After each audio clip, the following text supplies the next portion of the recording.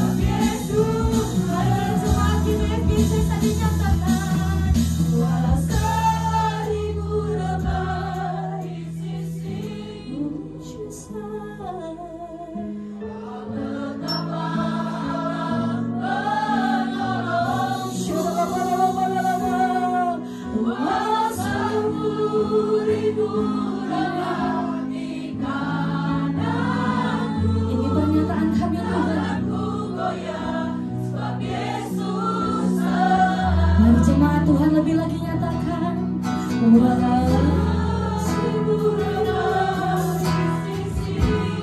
Lord Jesus, Kau tetaplah Allah penolongku. Kuasa seluruh dapat di tanganku,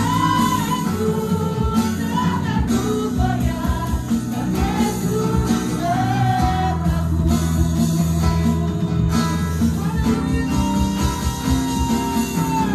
Walau seribu lelah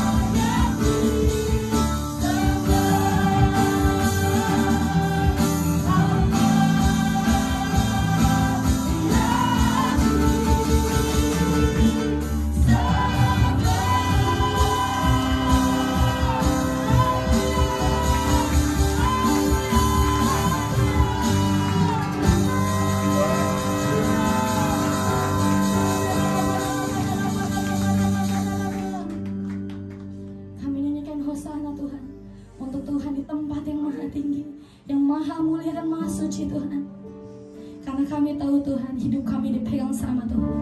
Karena kami tahu Tuhan, hidup kami dalam genggaman tangan Tuhan. Di dalam nama Tuhan Yesus kami tidak pernah takut dan tidak pernah gentar Tuhan. Karena Tuhan yang terus berada bersama-sama dengan kami. Sebab itu jadi hari terbaiknya kami untuk kami mengalami perjumpaan sama Tuhan. Dan kami mau bersuka cita lebih lagi Tuhan. Di dalam nama Tuhan Yesus, ya siap untuk memuji dan menyembah nama Tuhan. Sorakan amin. Sekali lagi amin. Berapa banyak yang bersuka cita bagi saudara? Berapa banyak yang bertemu di Tuhan hadirin Bapak saudara? Haleluya. Sebab Tuhan yang ada bersama-sama dengan kita, amin. Sebab ini jadi hari terbaik buat kita, amin. Kasih tepuk tangan buat Tuhan Yesus. Hidupku ada di tangan-Mu, Kau beri rancangan yang terindah, caranya yang baik saja yang ku terima. Walau tubuhku tidak bukan hujanku takkan pernah tinggal.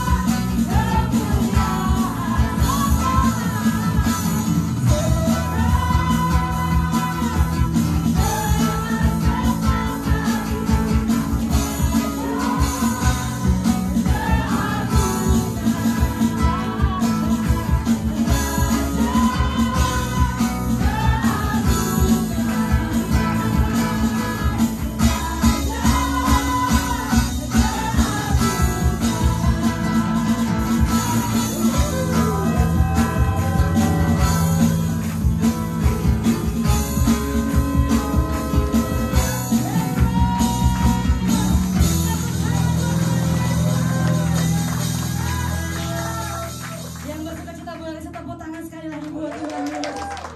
Haleluya. Selamat duduk kembali Bapak Ibu Saudara. Kita akan berikan yang terbaik untuk Tuhan Yesus. Mari siapkan hidupmu, siapkan persembahanmu. Mari bersama-sama kita bersatu dalam doa. Bapak, ini persembahan hidup kami yang bisa kami berikan ke dalam tangan Tuhan.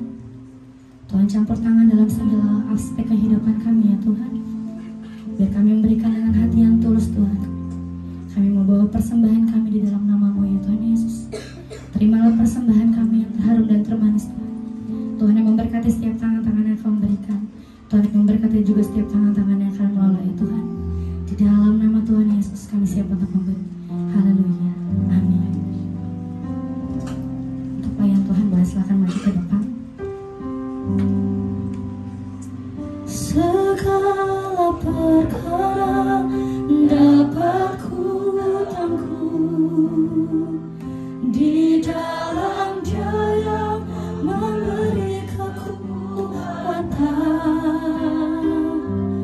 Tuhan Yesus penolong dan sahabat, ku tetap percaya Tuhan setia.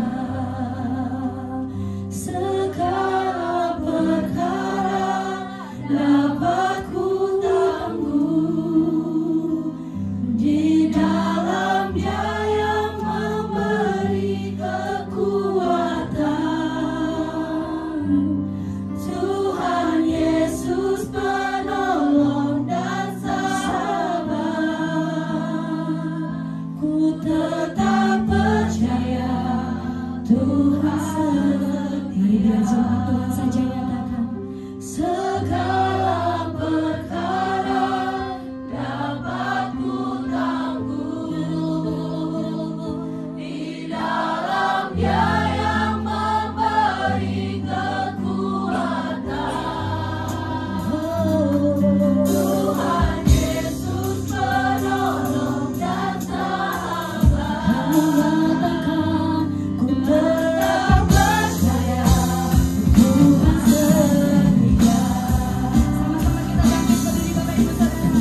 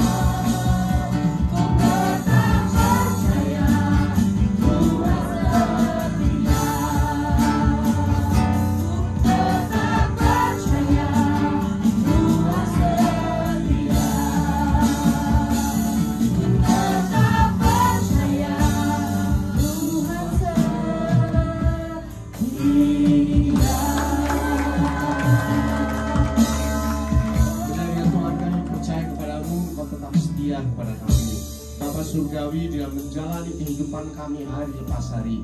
Kami hanya bergantung kepada Tuhan Yesus. Kami sekarang hanya bergantung pada kuasa yang sudah Kau berikan kepada kami, yaitu kuasa Roh Kudus, Holy Spirit. Bapa surgawi, kami sudah memuji dan memuliakan nama-Mu. Hati kami menyala-nyala, roh kami menyala-nyala.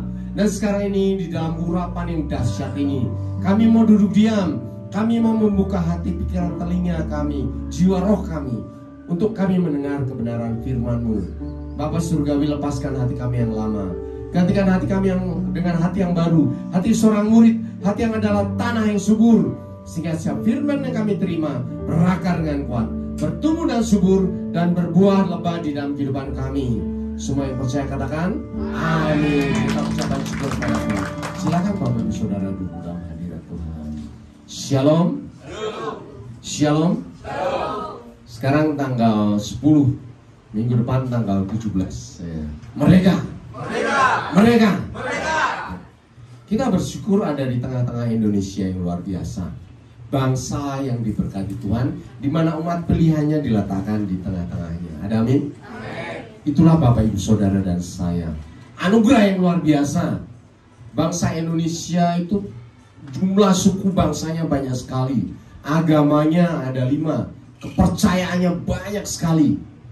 Tetapi kita ada satu di tengah-tengahnya untuk memberkati bangsa Indonesia. Untuk itulah sekarang ini kita akan membahas firman Tuhan mengenai bagian dari freedom, kemerdekaan. Tema kita kali ini adalah I've got the power. Aku mendapatkan kuasa. Kenapa ini penting sekali bagi kita? Karena kita orang yang diberkati anak-anak Tuhan itu tidak bisa menjadi manusia biasa saja. Anak Tuhan selalu diperlengkapi dengan kuasa. Makanya judul kita kali ini adalah I've got the power. Next.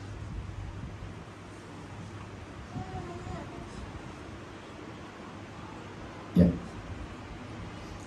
Oke. Kita akan baca di dalam Kisah Rasul 1 ayat 8. Ya. Kita baca bersama. 3, 2, 1. Kamu akan menerima kuasa kalau Roh Kudus turun ke atas kamu, dan kamu akan menjadi saksiku di mana? Di Yerusalem dan di seluruh Yudea dan di Samaria sampai ke ujung bumi. Ya, luar biasa. Ini adalah perkataan Tuhan Yesus, ketika Tuhan Yesus sudah disalibkan, mati dan dibangkitkan. Ya. Jadi ini adalah peristiwa, rangkaian peristiwa sebelum Pentakosta. Nah, apa yang terjadi di sini? Tuhan Yesus lagi makan sama muridnya. Ayat 4 itu lagi makan. Makan. Mana ada orang bangkit dari mati kemudian makan? Itu hantu namanya ya. Hantu itu tidak punya darah dan daging dan tulang. Ya. Opung mungkin ada opung. Ya. Tetapi nggak ada hantu, nggak ada. Tetapi Tuhan yang bangkit dari mati bisa makan. Dan dia makan bersama dengan murid-muridnya. Jadi puji Tuhan, kita di surga nanti juga makan-makan juga. Ya. Tuhan Yesus tuh hobinya makan-makan. Dimanapun bersama dengan muridnya pasti makan. Jadi kalau Bapak Ibu Saudara masih bisa makan enak, bersyukur. Karena kalau udah banyak penyakit, makanya dibatasi. Jadi sambil makan-makan, Tuhan Yesus sampaikan, sebelum Tuhan Yesus terangkat ke surga, kamu akan menerima kuasa. Kuasa tentang apa? Firman Tuhan katakan, Roh Kudus turun ke atas kamu. Inilah kuasa itu. That is the power. Itu adalah kuasa ketika Roh Kudus turun atas kamu. Kuasa itu apa? Untuk menjadi saksi Tuhan Yesus. Jadi poin utama dari kuasa Roh Kudus ini adalah kita menjadi apa? Saksi. Lalu Bapak Ibu Saudara, engkau menjadi saksi. Katakan, aku menjadi saksi. Aku menjadi saksi. Ya. Di mana? Di Yudea, Samaria dan ujung bumi, artinya ke seluruh bumi. Engkau menjadi saksi dimanapun engkau berada. Kalau sekarang kita ada di Medlen Cibitung, di GBI, FGC ini, disinilah engkau menjadi saksi. Ketika engkau kembali ke rumahmu masing-masing, engkau menjadi saksi di rumahmu masing-masing. Jadi sebetulnya tugas utama anak Tuhan, tugas utamanya adalah menjadi saksi. Firman Tuhan katakan, kau adalah garam dunia. Kau adalah terang dunia. Kota yang di atas gunung tidak mungkin tersembunyi. Itu adalah tugas anak Tuhan. Sekarang kita menjadi saksi. Apakah kita sudah pantas menjadi saksi Tuhan Yesus? Ya. Saya percaya semua yang ada di sini dilayakkan oleh Tuhan. Nanti kita akan belajar lebih dalam lagi bagaimana perlunya kita menjadi saksi Tuhan. Karena disitulah kita dipanggil. Bukan menjadi manusia biasa. Anak Tuhan pasti masuk surga, pasti ya. Tetapi masalahnya ketika hidup di dunia, apakah dia menjadi saksi dalam kehidupannya sehari-hari? Apakah hidupnya cemar, hidupnya jahat, menjadi masalah di sono sini? Bukan saksi dong. Seorang saksi pasti memberitakan tentang firman Tuhan. Firman itu baik atau jahat? Firman itu kebenaran atau kebejatan? Benar dong. Dimanapun kita berada, kita menyampaikan kebenaran firman Tuhan. Itulah saksi. Dan kita akan belajar apa yang membuat kita bisa menjadi saksi. Pertama, Tuhan Yesus naik ke surga dulu. Setelah ngomong-ngomong tadi, omon-omon ya, omon-omon, makan-makan, minum-minum. Kemudian hari ke-40 ya, Tuhan Yesus naik ke surga. Naik ke surga. Dan ketika sebelum naik ke surga, Tuhan Yesus katakan, kau tinggal di Yerusalem, jangan kemana-mana, nongkrong aja di Yerusalem. Selama 10 hari para murid bersekutu di Yerusalem, di upper room namanya, ruangan atas. Di sana mereka bersekutu, bersati. Dan pas hari ke-40, di hari Pentakosta, Roh Kudus turun ke atas para rasul. Bapak Ibu tahu Pentakosta? Pentakosta itu bukan hari raya orang Kristen loh ya, bukan.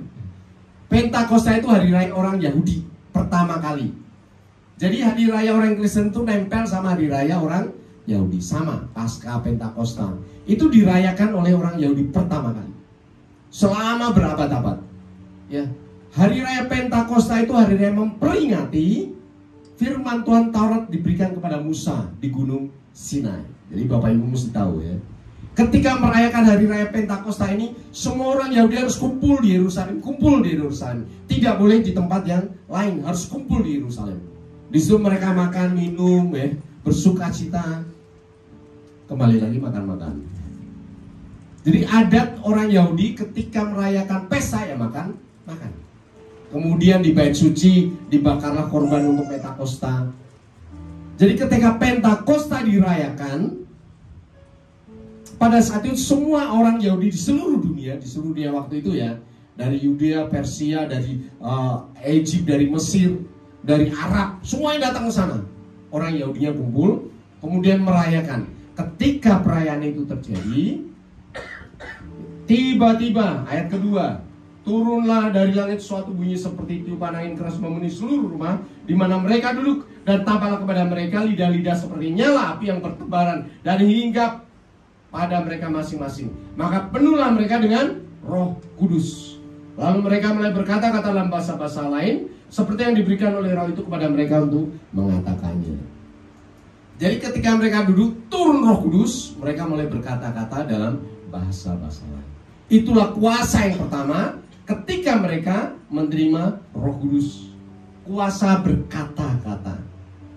Ya. Kalau kita tadi ngomong tentang Roh Kudus, kuasanya apa sih? Kuasa yang dikatakan oleh Tuhan Yesus ngomong, kamu akan menerima kuasa. Kuasa itu bahasa Yunaninya adalah dunamis. Dunamis, ingat ya? Kuasa adalah dunamis. Nah, kuasa ini, dunamis ini, sebetulnya artinya adalah kekuatan, kuasa, kemampuan, dan potensi yang aktif bekerja. Kalau di dalam Alkitab digunakan untuk menggambarkan kuasa Allah, kuasa mujizat dan kemampuan rohani yang diberikan oleh Roh Kudus. Jadi power ini adalah dunamis. Dan mau tahu dunamis ini pada abad ke-19 digunakan untuk menamakan dinamit. Jadi dinamit ini memang diambil dari kata dunamis. Penemunya adalah Alfred Nobel pada tahun 1867. Sehingga dia mendefinisikan bahan yang dia temukan adalah bahan dan kekuatan yang luar biasa. Coba bayangkan, di dalam dirimu ada Roh Kudus.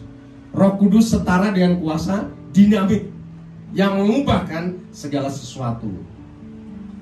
Kita tahu, ketika kuasa ini sudah masuk dalam diri Petrus, ya, apa yang terjadi? Pada saat itu Petrus mulai berkhotbah dengan berapi-api. Maka bangkitlah Petrus berdiri dengan ke-11 rasul itu, dan dengan suara nyaring ia berkata kepada mereka, hai kamu orang Yahudi dan kamu semua yang tinggal di Yerusalem, ketahuilah dan camkanlah perkataanku ini. Mulai dia khotbah.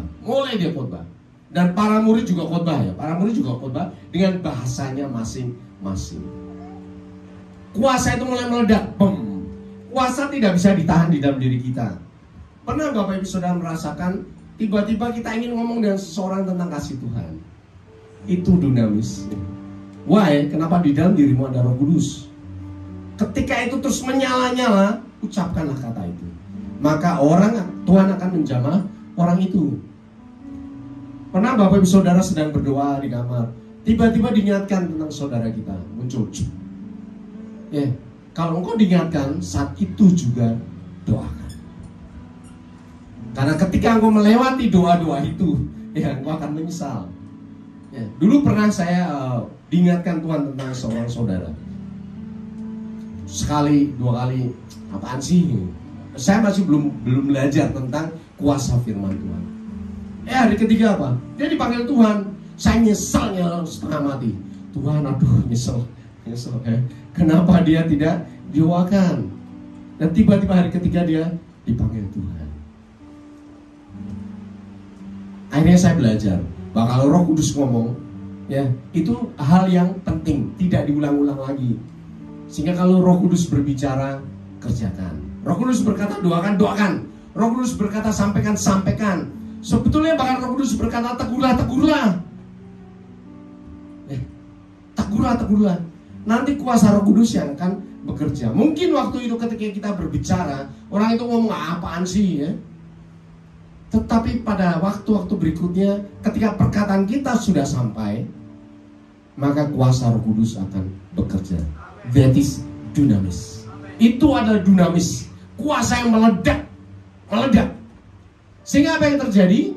Ketika Petrus berkhotbah, orang-orang yang menerima perkataannya itu diberi dibaptis. Dan pada hari itu jumlah mereka bertambah kira-kira 3.000 jiwa. 3.000 jiwa dibaptis. Ya kan? Bukan hanya percaya, tapi dibaptis. Dan lebih dari itu, bukan hanya dibaptis, mereka bertekun dalam pengajaran rasul-rasul dan dalam persekutuan. Inilah sebetulnya tujuan utama Roh Kudus diberikan kepada kita sebagai anak-anak Tuhan. Ada amin. Bapak Saudara yang masih punya saudara yang tidak rajin ke gereja, doakan. Berkati dia. Kalau ada waktu ajak dia. Nggak usah pikir dia mau terima atau tidak, nggak. Ya nggak usah. Tapi sampaikan saja. Seperti Petrus juga menyampaikan saja. Dan Roh Kudus yang bekerja. Kuasa itu akan bekerja. Ada amin. Saya percaya sejak saat ini ada gerakan di hatimu yang menyala-nyala. Karena ini adalah akhir zaman. Waktu di mana Tuhan Yesus sebentar lagi datang. Dan Tuhan Yesus memakai engkau semuanya yang ada di tempat ini maupun yang terhubung dengan YouTube untuk menjamah saudara-saudara kita, mendoakan saudara-saudara kita supaya mereka juga diselamatkan seperti kita. Supaya ketika Tuhan Yesus datang 2 kali kita bersama-sama naik ke surga. Ada amin. Itu bagian Bapak Ibu Saudara dan saya. Tugas utama adalah menyampaikan kabar baik. Evangelion, Injil Kerajaan Tuhan. Jangan egois, jangan egois. Kita sudah diselamatkan, kita sudah diberkati. Untuk itulah bagikan kepada semua orang. Bagian itu, bagian anak-anak Tuhan. Nah sekarang pertanyaannya, kita sudah terima Roh Kudus gak? Halo? Firman Tuhan dengan jelas katakan, tidak ada seorang pun yang dapat mengaku Yesus adalah Tuhan selain oleh Roh Kudus. Ini selalu saya ulang-ulang. Ini teologi sekali ya, teologi sekali. Sesuai dengan firman Tuhan. Mulut seseorang bisa mengucapkan pengakuan Yesus adalah Tuhan hanya oleh karena Roh Kudus. Jadi tidak ada seorang pun yang bisa mengaku Yesus kalau di dalam dirinya tidak ada Roh Kudus. Saya mau dengar coba di sini. Aku mengaku Yesus sebagai Tuhan dan Juru Selamat. Berarti di dalam dirimu ada Roh Kudus. Ada amin? Karena ada orang yang ekstrim sekali ya, yang mereka ngeroh sekali. Mereka ngomong, kalau nggak bisa bahasa roh itu mereka nggak kepenuhan Roh Kudus, nggak punya Roh Kudus ya. Kalau mereka nggak melakukan mujizat nggak punya Roh Kudus. Terus gereja-gereja yang tradisional gimana dong? Sehingga mereka ngomong gereja itu gak punya Roh Kudus. Sorry, Alkitab tidak pernah berkata seperti itu. Setiap gereja apapun ya, yang mengaku Yesus adalah Tuhan dan Juru Selamat, pengakuan itu diperoleh karena Roh Kudus. Artinya bahwa semua gereja dipakai Tuhan untuk keselamatan. Ada amin? Kalau kebetulan kita ada di GBI, kita mendalami tentang kuasa-kuasa Roh Kudus, bersyukurlah. Karena kita satu tahap lebih maju. Bukan hanya kita menerima Roh Kudus, tetapi kita menggali tentang kebenaran kuasa Roh Kudus. Ada amin? Mungkin di tempat lain tidak diajarkan secara detail seperti ini. Kita belajar, bersyukur. Di akhir zaman ini, kita menggunakan kuasa dinamis, kuasa yang dahsyat itu untuk melayani Tuhan.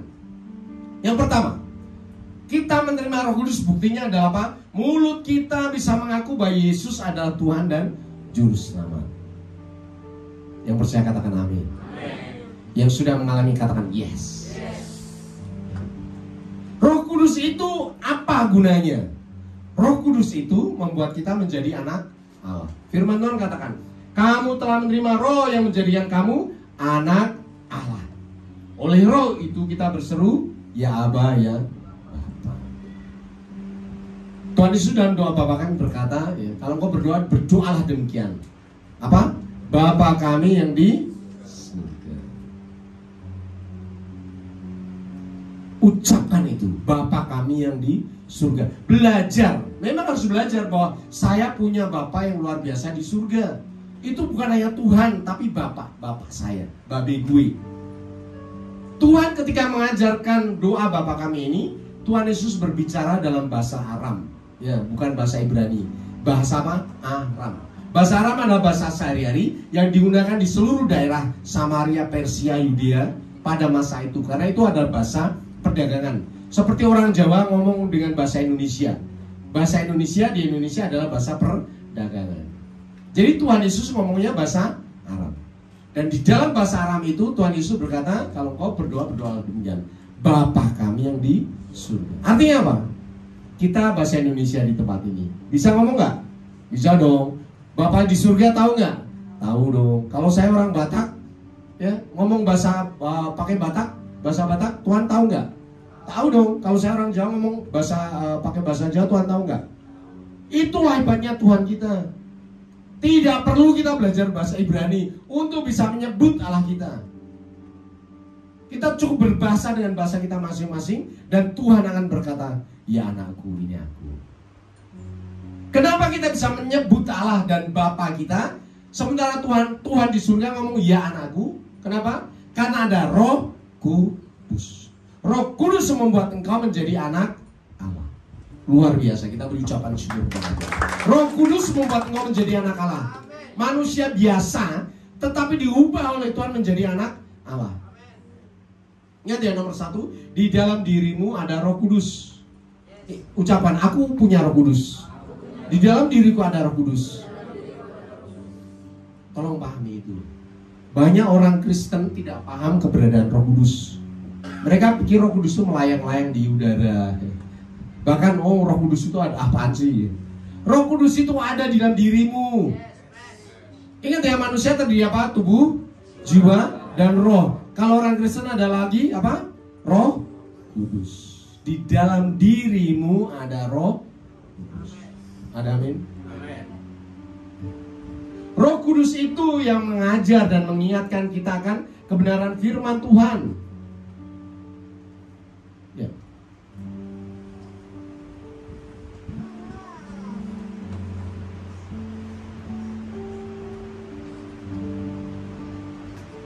Roh Kudus itu mengajar dan mengingatkan kita akan kebenaran firman Tuhan. Tuhan berkata, Roh Kudus yang diutus oleh Bapa dalam namaku, Dialah yang akan mengajarkan segala sesuatu kepadamu dan akan mengingatkan kamu akan semua yang telah kukatakan kepadamu. Ini perkataan Tuhan Yesus. Perkataan Tuhan Yesus sebelum Tuhan Yesus disalib. Sebelum Tuhan Yesus disalib, di dalam Yohanes 14, itu Tuhan Yesus berkata, engkau akan menerima Roh Kudus.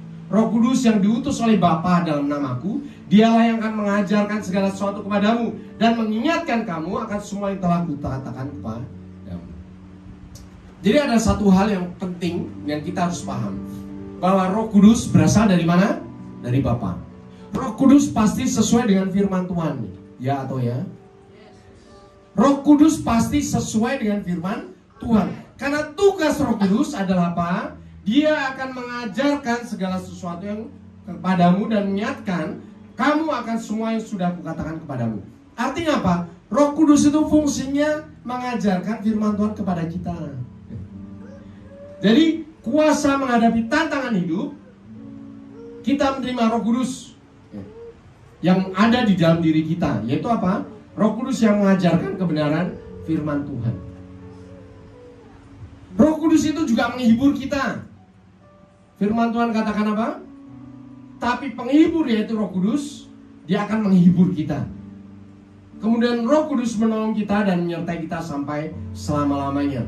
Aku akan meminta kepada Bapa dan Dia akan memberikan kepadamu seorang penolong yang lain, supaya Ia menyertai kamu sampai selama-lamanya. Luar biasa sekali bahwa di dalam diri manusia yang berdosa ini ada roh. Roh. Bapak Ibu mungkin aneh ya, di dalam diriku ada roh yang lain. Aduh. Tapi mungkin begini, kalau kita orang Indonesia sudah terbiasa dengan okultisme, betul kan? Kalau kita punya senjata keris, ya di Jawa itu ada keris kan, kerisnya sakti. Kenapa bisa sakti coba Bapak Ibu Saudara? Karena ada roh di dalamnya. Kerisnya didoain, kerisnya bisa terbang. Kemudian kita pegang. Ketika kita pegang kita jadi sakti. Sehingga ketika berantem dibacok, nggak mempan. Ada, sampai sekarang pun juga ada kuda lumping itu coba ya. Kalau di Bali yang kerisnya ditusuk-tusuk itu, sampai sekarang masih ada, real masih ada. Kenapa ditusuk nggak mati? Di Cina pun juga ada, pakai tombak ditaruh di leher, ditekan. Nah, nggak mati, nggak coblos sana. Kenapa? Karena ada spirit, ada roh. Kekuatan manusia yang di luar akal pikiran sehat manusia itu berasal dari sesuatu yang lain, yaitu berasal dari roh yang lain. Kalau kita biasa hidup dengan roh-roh yang lain, kenapa kita nggak percaya bahwa di dalam diri kita ada roh Allah? Ada amin? Di dalam dirimu ada roh Allah, yaitu Roh Kudus yang menyertai engkau sampai selama-lamanya. Saya lebih percaya di dalam diri saya ada Roh Kudus daripada saya sakti punya roh yang lain. Di dalam dirimu ada kuasa dari Tuhan yang menyertai engkau sampai selama-lamanya. Dan yang luar biasa lagi, roh itu menolong kita untuk melawan dosa. Firman Tuhan Galatia 5:16 dikatakan, hiduplah oleh roh maka kamu tidak akan menuruti keinginan daging.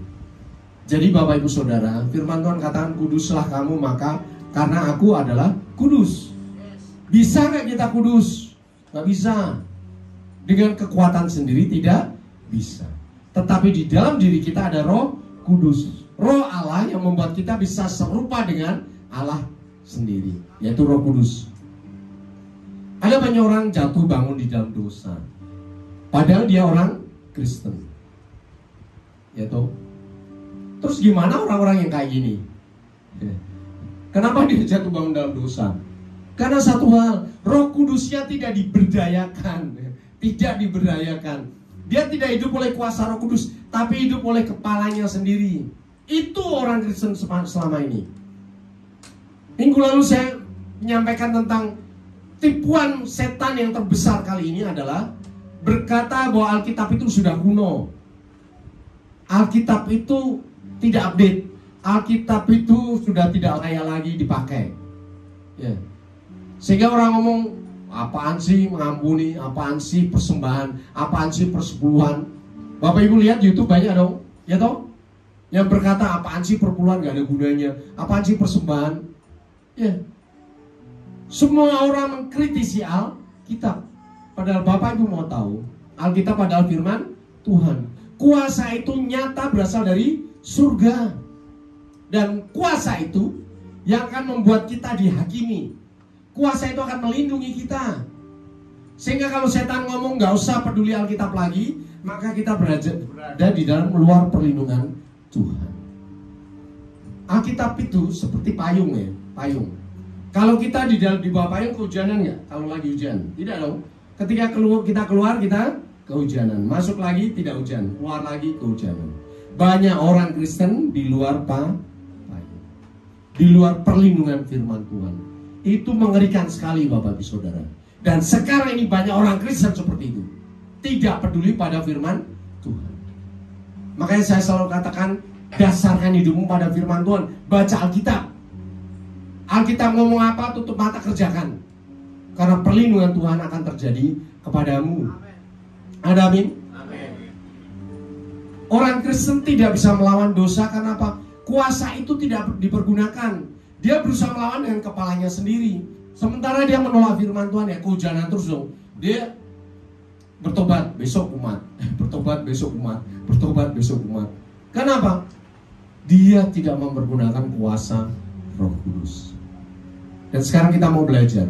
Kuasa Roh Kudus itu memberkati kita. Ada amin? Kalau kuasa Roh Kudus itu ada pada kita, menolong kita, selanjutnya Tuhan meminta supaya kita menjadi saksi Kristus. Jelas sekali Tuhan katakan, kamu akan menerima kuasa dunamis, ya, atas Roh. Kalau Roh Kudus turun atas kamu, dan kamu akan menjadi saksiku di mana? Yerusalem, di seluruh Yudea, Samaria, sampai ke ujung bumi. Bapak Ibu Saudara, kalau Roh Kudus menggerakkan hatimu, sampaikan firman Tuhan, sampaikan aja. Kalau Roh Kudus berkata, saudaramu itu gak sakit ya, doakan aja loh. Kelihatannya baik-baik aja kok. Mungkin ada hal yang disembunyikan oleh saudaramu. Engkau bisa telepon sama dia. Halo, apa kabar? Ya. Tuhan kok ngingetin aku berdoa ya. Berdoa ya sebentar. Doakan.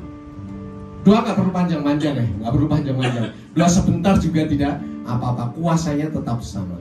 Doa juga tidak perlu datang ya ke rumah orang itu atau bertemu secara langsung, tidak perlu. Karena kuasa kita melampaui masa dan waktu. Ada amin? Amin. Kuasa doa itu dahsyat. Kuasa Tuhan itu dahsyat. Jadi Tuhan sekarang mempergunakan segala macam teknologi supaya kita bisa menjangkau banyak orang. Saya ingat kalau dulu kita mau melayani, kita janjian dulu ya. Kapan kita datang, kapan kita bisa bertemu ya. Karena masanya memang seperti itu. Sehingga waktu kita banyak dihabiskan untuk wirawiri ke sono kemari ya. Di Jakarta, Jabodetabek, bahkan keluar kota, keluar pulau. Karena apa? Karena pelayanan ya. Harus berdoa secara khusus. Tetapi sekarang enggak. Kita bisa memakai teknologi. Kita bisa pakai telepon, kita bisa pakai video call untuk mendoakan keluarga-keluarga kita. Ada amin? Amin. Dulu kalau doa pelepasan ya harus depan saya, doa pelepasan. Kalau sekarang enggak, doa pelepasan bisa pakai video call. Satu kali ada saudara saya menjenguk keluarga yang lagi sakit di daerah Jawa Tengah. Kemudian dia ngomong, WA, Dek bisa doa nggak? Apa Mbak, doa ini, doa pelepasan. Emang kenapa? Ini keluarga kita ada yang pernah memegang jimat.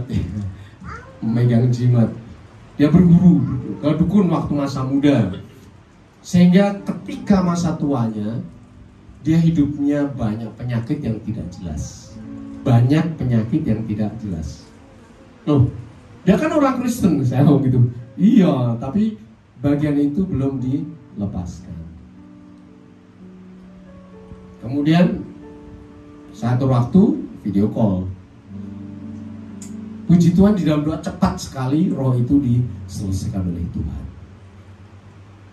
Jadi Bapak Ibu Saudara tidak menjamin bahwa engkau sudah melayani Tuhan, ikatanmu sudah dilepaskan.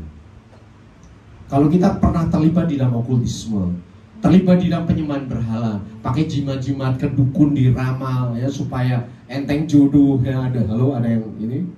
Enteng jodoh ya. Supaya kita penglaris ya, supaya kita kuat, dilindungi dari mara bahaya, terutama yang dari daerah-daerah ya. Sebelum kesini dikasih tulisan, disakuin. Itu umum sekali, saya banyak berdoa seperti itu. Ada yang senyum-senyum? Itu pernah jimat. Sekalipun kau sudah melayani Tuhan, kalau ikatanmu belum dilepaskan, setan punya hak legal atas apa? Tubuhmu, bukan atas rohmu ya. Rohmu kau mati masuk surga, tapi selama kau hidup di dunia, hidupmu akan susah payah.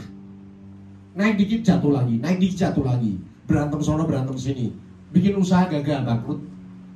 Ciri khasnya seperti itu. Terus gimana dong caranya? Doakan oleh hamba Tuhan yang memahami tentang pelayanan roh. Ya doa sebentar juga kok ya. Tetapi orang yang terikat, ingat ya, tidak bisa membebaskan dirinya sendiri. Nah, ketika engkau sudah dibebaskan, firman Tuhan dengan jelas mengatakan apa? Sembuhkanlah orang sakit, bangkitkanlah orang mati, tahirkanlah orang kusta, usirlah setan-setan.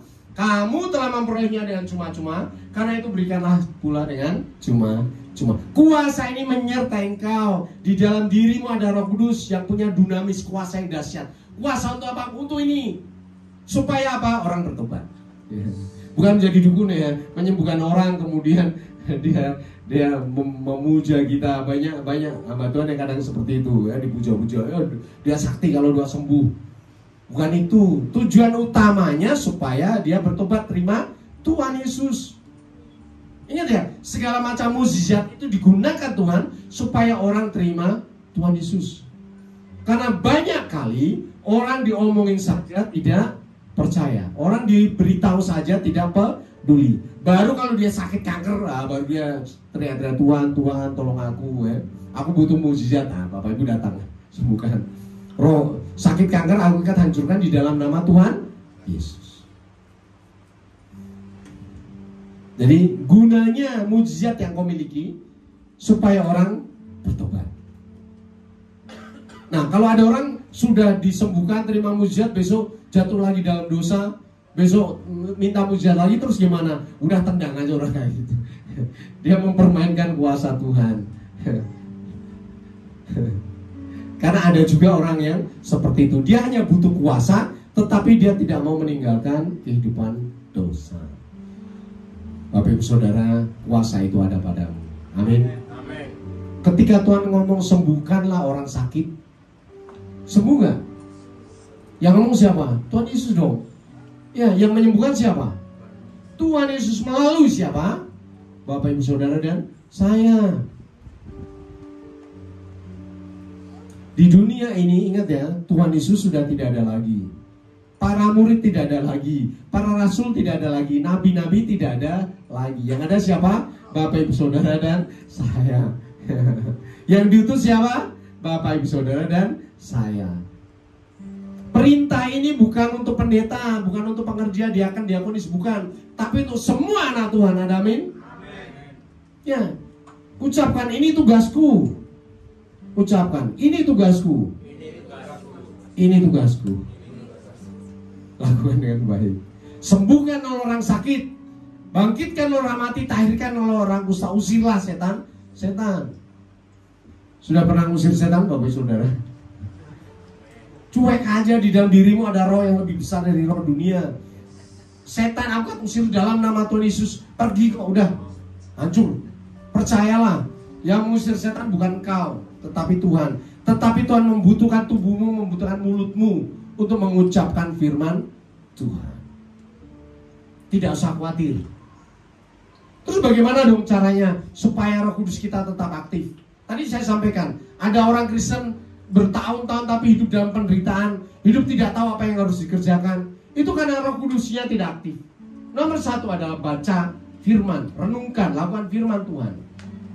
Jelas sekali fungsi Roh Kudus yang pertama adalah dia menghibur. Roh Kudus yang diutus oleh Bapa dalam namaku, dialah yang akan apa? Mengajarkan segala sesuatu apa? Kepadamu. Dan yang kedua, mengingatkan kamu akan semua yang telah kukatakan kepadamu. Jadi fungsi Roh Kudus itu mengajarkan firman Tuhan untuk kita ya. Dan mengingatkan kita tentang firman Tuhan. Jadi bolak-balik, kalau semuanya berasal dari Tuhan, akan berkata tentang firman Tuhan, dan firman Tuhan. Kemudian kalau ada orang ngomong, oh aku, Roh Kudus baru ngomong sama aku, kamu harus pergi dari rumahmu, gak usah peduli sama orang tuamu, nikah sama aku. Bisa gak? Sih gak mungkin, bukan berasal dari Roh Kudus ya. Roh Kudus berkata hormatilah orang tuamu. Jadi kita menguji orang-orang yang punya karunia roh itu dengan apa? Dengan Alkitab. Bahkan kalau saya punya vision dari Roh Kudus, saya akan menggali sesuai dengan firman Tuhan kalau tidak sesuai saya tolak dalam nama Tuhan Yesus. Sekarang ini banyak pengajaran yang mengatasnamakan aku menerima penglihatan, menerima pendengaran. Ingat ya, kalau sedikit saja nyeleweng dari firman Tuhan, tolak dalam nama Tuhan Yesus. Amin. Roh Kudus berkata kepadaku, ayo kita pergi jalan-jalan. Ya, padahal dia udah punya istri. Ya, ada loh kayak gitu. Betul ada. Berasal dari Tuhan? Oh tidak lah ya. Jangan mencemarkan ranjang pernikahanmu. Tuhan ngomong kayak gitu dan jelas. Setialah kepada pasanganmu. Itu firman Tuhan. Bagaimana kita bisa tahu menolak hal-hal semacam itu? Kalau kita membaca Alkitab, kita merenungkan firman Tuhan. Ada amin? Yang berikutnya adalah bagaimana kita mengaktifkan Roh Kudus, yaitu dengan doa, pujian, penyembahan. Di tempat ini kita berdoa, memuji Tuhan. Di rumah kita masih ingat puji-pujian, kita ucapkan memuji Tuhan. Sambil masak puji Tuhan, sambil nyopir puji Tuhan, ya. Sambil bekerja kita ketik dalam hati keluar pujian. Pernah Bapak Ibu Saudara lagi bengong tiba-tiba muncul pujian? Sering dong, ya. Tiba-tiba kita lagi bengong ini muncul pujian. Dan pujiannya tepat sekali dengan apa yang sedang kita hadapi saat itu. Itu Roh Kudus. Roh Kudus mengajar hati kita terus memuji Tuhan. Karena di dalam puji-pujian urapan Tuhan mengalir. Banyak kali ketika kita lagi stres, depresi, aduh Tuhan. Ya Tuhan gak berbicara apa-apa. Tapi Tuhan memunculkan apa? Puji-pujian. Dahsyat dong. Ketika engkau muncul puji-pujian dalam hatimu, ya memuji Tuhan aja. Bahkan kadang puji-pujian itu sehari loh Bapak Ibu Saudara. Itu berjam-jam muncul. Ucapkan aja puji-pujian. Ya gak harus ngomong ya, tetapi terus lantunkan dalam hatimu memuji Tuhan. Itu adalah aktivasi dari Roh Kudus. Dan lebih penting lagi, kita hidup kudus di hadapan Tuhan. Tidak ada satupun kuasa Roh Kudus yang muncul dari orang yang hidup cemar. Ada amin? Kalau orang hidupnya cemar, yang muncul adalah roh kecemaran. Makanya hati-hati sekali. Kalau ada hamba Tuhan berkata, berbicara, khotbah, tapi hidupnya cemar, udah mungkin lu jauh aja udah. Ya, tendang aja dia. Kenapa? Itu akan menjadi impartasi. Saya bersyukur di tempat ini yang diajarkan dalam firman Tuhan, Roh Kudus, kekudusan hidup sesuai dengan firman Tuhan itu doang, ya. Dan kita percaya di dalam firman Tuhan, di dalam kekudusan hidup, kuasa Roh Kudus akan menyala. Ada amin. Jagalah kekudusan hidupmu, karena waktu Tuhan sudah dekat. Kita berucapan syukur pada Tuhan. Saya undang pemuji untuk naik ke atas.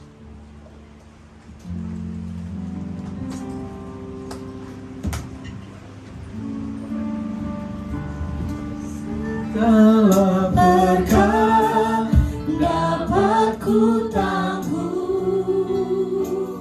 di dalam Dia yang memberi kekuatan, Tuhan Yesus penolong dan sahabat. Ku tetap percaya Tuhan setia.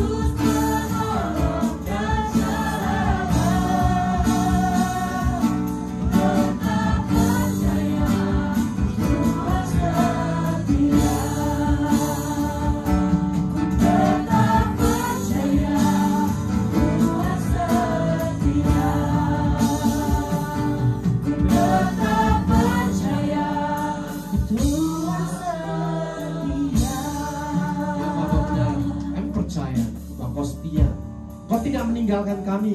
Ketika Tuhan Yesus naik ke surga, Tuhan Allah Bapa di surga memberikan Roh Kudus di dalam diri kami. Dan Roh itu sekarang ada, bertahta di dalam diri kami. Roh Allah yang dahsyat. Padahal kami adalah manusia biasa, manusia berdosa. Tetapi karena kasih karunia Tuhan, kami menerima Roh Allah yang menguatkan kami, menghibur kami, mengajarkan firman Tuhan, mengingatkan kami akan kebenaran firman Tuhan. Bahkan lebih dari itu, kami menjadi saksi Tuhan di dalam nama Tuhan Yesus. Bapa Surgawi, teguhkan setiap firman-Mu di dalam diri kami. Roh Kudus yang dalam diri kami terus ajarkan setiap kebenaran firman Tuhan.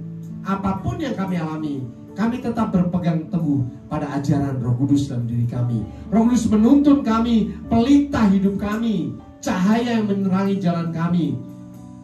Bapa, kami percaya Roh Kudus menjadi kekuatan pedoman dalam kehidupan kami. Roh Kudus menghibur kami di kala kami sedih.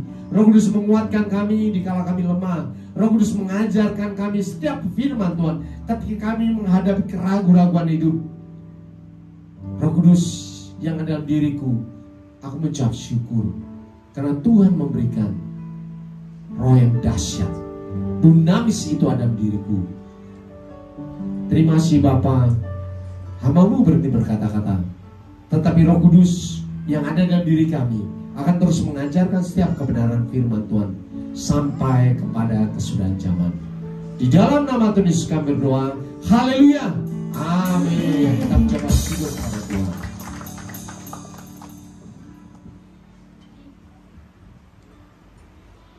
Puji nama Tuhan, terima kasih untuk Bapak Gembala sudah menyampaikan isi hati Tuhan. Bersama-sama kita akan mendengarkan pengumuman GBFGC Bapak Saudara dalam waktu sepekan melalui multimedia.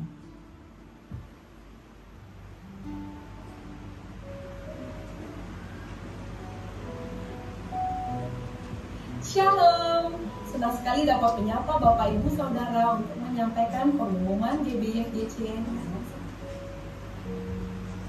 Untuk tema hari ini kita akan belajar mengenai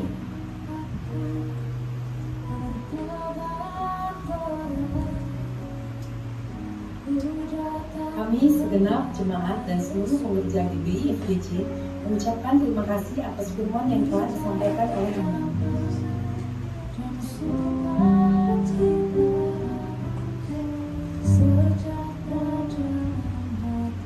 Berikut kami akan sampaikan jadwal GBI FGC dalam sepekan. Ibadah raya pertama pukul 9 pagi, ibadah raya 2 pukul 11 siang. Seluruh ibadah disertai dengan ibadah sekolah minggu.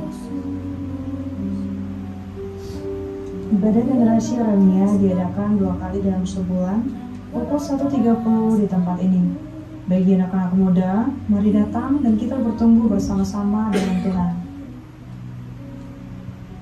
Ibadah WBI diadakan sekali dalam sebulan di minggu keempat pada hari Sabtu pukul 4 sore di tempat ini. Bagi para wanita, mari hadiri untuk belajar bersama dan bertumbuh di dalam Tuhan. Ibadah KUL diadakan setiap hari Jumat. Bagi Bapak Ibu yang belum ikut KUL bisa menghubungi para pelayan Tuhan. Menara doa setiap hari Senin sampai Sabtu di tempat ini dan terbuka bagi semua jemaat Tuhan. Badminton PBI Sport diadakan setiap hari Kamis pukul 8 malam bertempat di Gor Metran Cibitung. Kami menyambut jemaat Tuhan yang pertama kali beribadah di tempat ini dan kami mengundang untuk mengikuti ibadah di minggu-minggu selanjutnya. Demikian pengumuman sepekan, Tuhan Yesus memberkati. Puji nama Tuhan, adakah di antara Bapak Ibu Saudara yang baru pertama kali hadir di GBFGC? Adakah Ibu Saudara yang baru pertama kali hadir di tempat ini? Puji nama Tuhan, ada satu orang. Selamat datang Ibu, Tuhan Yesus memberkati. Kami mengundang untuk Ibu hadir di ibadah-ibadah GBFGC dalam minggu-minggu berikutnya. Bersama-sama kita akan akhiri ibadah kita. Boleh saya undang untuk kita bangkit berdiri Bapak Ibu Saudara. Mari sama-sama kita nyatakan, oh, all my life you have been faithful. Oh, all my life you have been so good. With every breath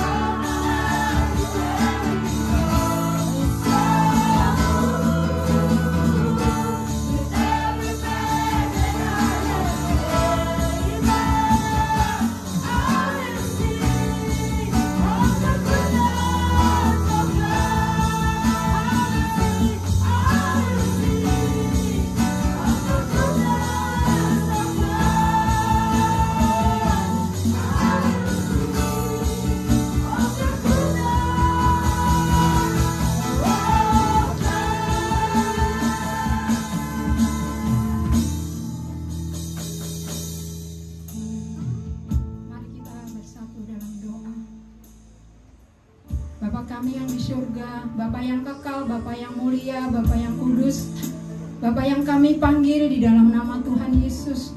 Terima kasih ya Bapa atas kebaikan-Mu, kemurahan-Mu yang Tuhan limpahkan atas setiap kami ya Bapa.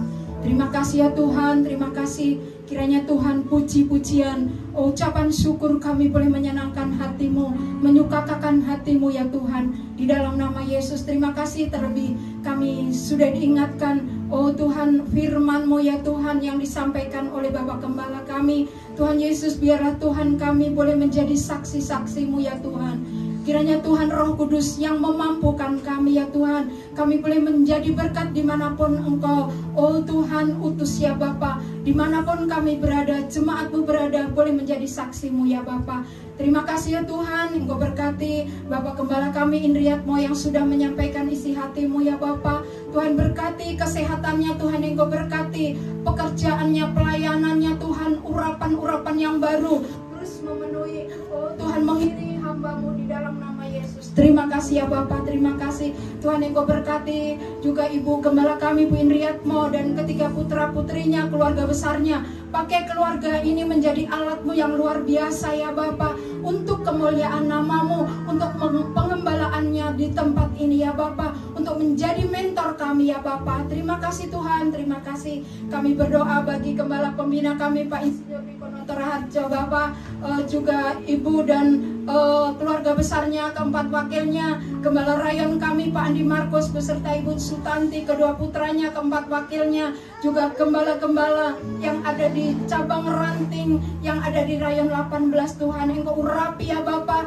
biarlah hikmat marifat ilahi turun atas hamba-hamba-Mu. Terima kasih ya Bapa, terima kasih. Kami berdoa ya Tuhan bagi jemaat-Mu yang sudah hadir pada ibadah hari ini Tuhan. Engkau berkati ya Bapa, keluarga demi keluarga, suami, istri, anak-anaknya Tuhan Engkau berkati. Apa saja yang dikerjakan Tuhan Engkau buat berhasil di dalam nama Yesus. Terima kasih ya Bapak, Engkau berkati ya Tuhan pelayan-pelayan Tuhan yang mengambil bagian, baik WL Singer, imam-imam musik, multimedia, asar kolektan, guru-guru sekolah minggu, petugas keamanan Tuhan Engkau berkati ya Bapa. Terima kasih ya Bapa, Engkau pakai setiap kami menjadi alat-Mu. Berikan roh kami, roh kerendahan hati, roh takut akan Tuhan di dalam nama Yesus. Terima kasih ya Bapa, terima kasih. Terima kasih Tuhan, kami berdoa bagi bangsa dan negara kami. Tuhan Engkau berkati para pemimpin yang ada di bangsa kami ya Tuhan, presiden, wakil presiden, seluruh jajaran pemerintah sampai RT RW Tuhan, berikan roh takut, roh kebijaksanaan yang dari Engkau ya Bapa. Tuhan terima kasih ya Bapa, terima kasih, terima kasih. Kami berdoa bagi persembahan yang sudah kami berikan Tuhan, kiranya Engkau memberkati tangan-tangan yang sudah memberi, Engkau kembalikan dengan berlipat kali ganda. Tuhan Engkau memberkati yang mengelolanya. Terima kasih ya Bapa. Terima kasih Tuhan, kami sebentar jemaat-Mu hendak pulang Tuhan, penyertaan-Mu, perlindungan-Mu, sukacita menjadi bagian kami, pulang sampai di rumah selamat dengan tidak kekurangan suatu apapun kami pulang membawa berkas-berkas yang luar biasa dari surgawi. Terima kasih ya Bapak, terima kasih. Kami mau diperlengkapi oleh doa berkat oleh Bapak Gembala kami, dan sebelumnya mari bersama-sama doa Bapak kami. Bapak kami yang di surga, dikuduskanlah nama-Mu, datanglah kerajaan-Mu, jadilah kehendak-Mu di bumi seperti di surga. Dan berilah kami pada hari ini makanan kami yang secukupnya, dan ampunilah kami atas kesalahan kami, supaya kami juga mengampuni orang yang bersalah kepada kami. Dan jangan membawa kami dalam pencobaan, tapi lepaskanlah kami dari jahat. Karena Engkau yang punya kerajaan dan kuasa dan kemuliaan sampai selama-lamanya. Sidang jemaat yang dikasihi oleh Tuhan Yesus, Engkau adalah biji mata Tuhan. Roh Allah ada padamu, sekarang ini ada padamu. Roh Allah yang menuntun engkau untuk kembali dalam kenyataan hidupmu sehari-hari, menaati firman Tuhan, menyampaikan kasih Tuhan kepada semua orang. Untuk itulah engkau menerima berkat. Angkat kedua tanganmu dan aminkan setiap perkataan berkat ini. Tuhan memberkati engkau. Tuhan memberkati suami, istri, anak-anak, cucu-cucumu. Tuhan memberkati rumah tanggamu dan finansialmu. Tuhan memberkati sekolah dan studimu. Tuhan memberkati setiap pekerjaan dan usahamu. Apapun yang kau rencanakan, apapun yang kau perbuat, Tuhan membuat semuanya berhasil. Kasih karunia dari Allah Bapa dan damai sejahtera dari Tuhan Yesus, serta persekutuan yang manis dengan Roh Kudus menyertai kehidupanmu dari sekarang sampai Maranatha, Tuhan Yesus datang yang kedua kali, menjemput kita di awan-awan yang permai, bahkan sampai selama-lamanya. Semua yang percaya dan sudah diberkati katakan amin.